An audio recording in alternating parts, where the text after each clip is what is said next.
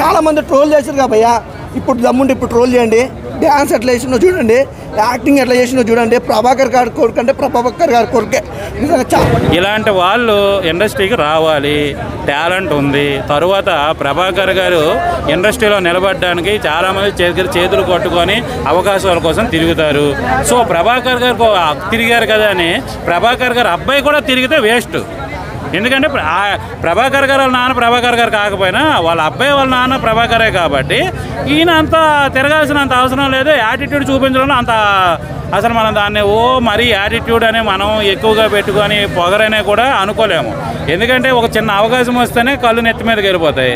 అలాంటిది బుల్లితెర మెగాస్టార్ అని అంటారు కదా ప్రభాకర్ గారికి. వాళ్ళ అబ్బాయి ఏ క్యారెక్టర్ సీరియల్ చేసుకుంటే మనకు మస్తు సీరియల్స్ హీరోగా ఉంటాడు.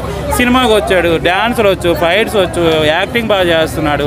ఇన్ని బాగా చేస్తునేటప్పుడు దీన్ని కూడా ట్రోల్ చేయడం వేస్ట్. ఇది నేను అదే చెప్పగానే ఇలా నువ్వు క్వశ్చన్ అడిగేసావు.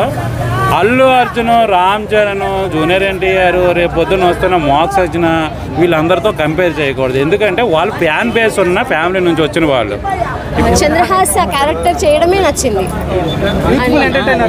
100% యూత్ఫుల్లే కాదండి. మేము చూసాం, మేము కంఫర్టబుల్గానే ఫీల్ అయ్యాం. ఇప్పుడు పెద్ద పెద్ద బ్యానర్స్లో పెద్ద పెద్ద మూవీస్ వస్తాయి, దానిలో ఒక ఐటెమ్ సాంగ్స్ని చాలా వర్స్ట్గా ఫీల్ అవుతున్నాం మేము, ఇన్సెక్యూర్గా పిల్లలతో చూడాలంటే. బట్ అట్లాంటి వాటితో కంపేర్ చేసి ఇట్స్ చాలా చాలా బాగుంది. తను యాక్ట్ చేశాడు అనిపించలేదండి. తను మామూలుగా ఇంట్లో మా అందరికి తెలిసి చంద్రహాస్ ఎలా ఉంటాడో ఇక్కడ అలానే ఉన్నాడు అంతే. He's not an actor, he's just born. Next Allu Arjun అంటున్నారు డాన్స్లో, నిజమేనా? కంపారిజన్ ఎందుకండి, ఎవరి స్ట్రాటజీ వాళ్ళది. రామ్ చరణ్, ఎన్టీఆర్ గారు, అల్లు అర్జున్ వీళ్ళందరూ డాన్సర్స్. అలాగే నెక్స్ట్ యాటిట్యూడ్ స్టార్ కూడా ఒక డాన్సర్. నో కంపారిజన్స్, ఎవరి స్టైల్ వాళ్ళది. మంచి ఈజ్ ఉంది చాలా అండి. లాస్ట్ వరకు నవ్వుతూనే ఉంటారు. 100% నవ్వుతారు. రామ్ కామీ అని చెప్పొచ్చు. రామ్ కామ్ అంటే కామెడీతో ఉన్న ఫ్యామిలీ ఎంటర్టైనర్. అదే చెప్తున్నాను సార్, కంపారిజన్ ఏం లేదు. తను వాళ్ళ చిన్నప్పటి నుంచి అందరినీ చూస్తూ పెరిగాడు కాబట్టి ఒక్కొక్కరి దగ్గర నుంచి ఒక్కొక్క క్యారెక్టర్ నేర్చుకున్నాడు. సార్ చాలా బాగుందండి. వాళ్ళ నాన్నగారి క్యారెక్టర్ చాలా బాగుంది. ఏ సినిమా తీసారనే question wrong question. Ramnagar Bunny అనేస్తే గొడవ లేదు.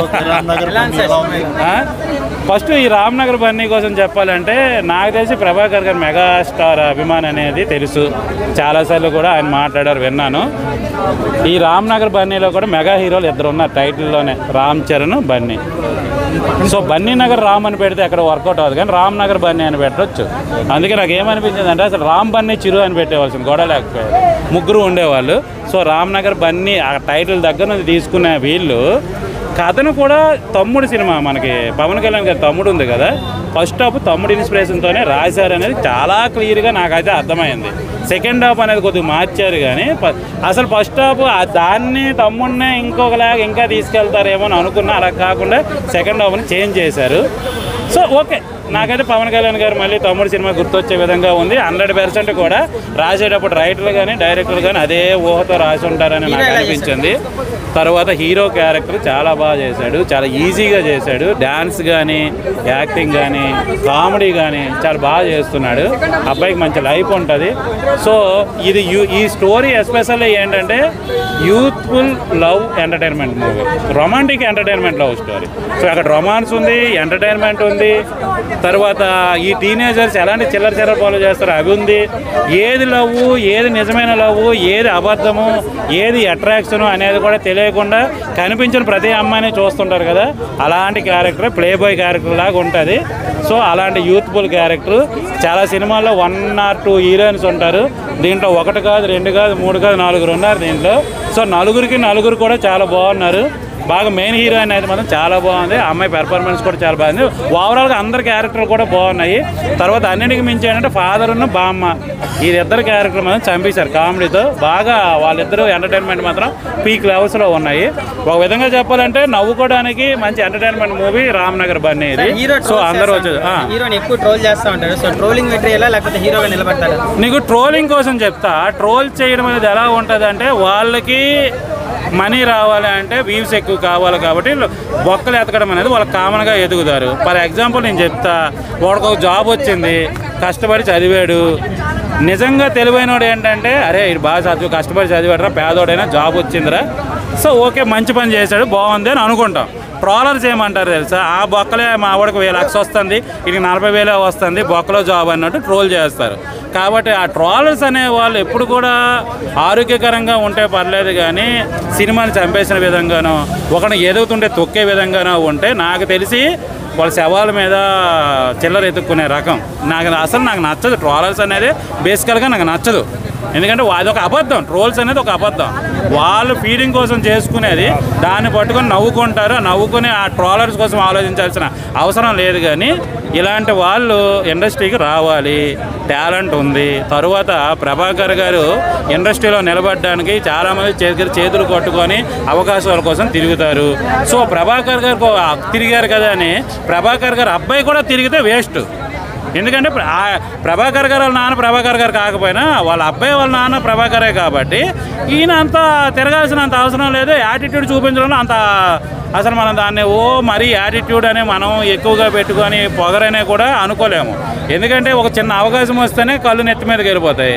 అలాంటిది బుల్లితెర మెగాస్టార్ అని అంటారు కదా ప్రభాకర్ గారికి, వాళ్ళ అబ్బాయి ఏ క్యారెక్టర్ సీరియల్ చేసుకుంటే మనకు మస్తు సీరియల్స్ హీరోగా ఉంటాడు. సినిమాకి వచ్చాడు, డ్యాన్సులు వచ్చు, ఫైట్స్ వచ్చు, యాక్టింగ్ బాగా చేస్తున్నాడు.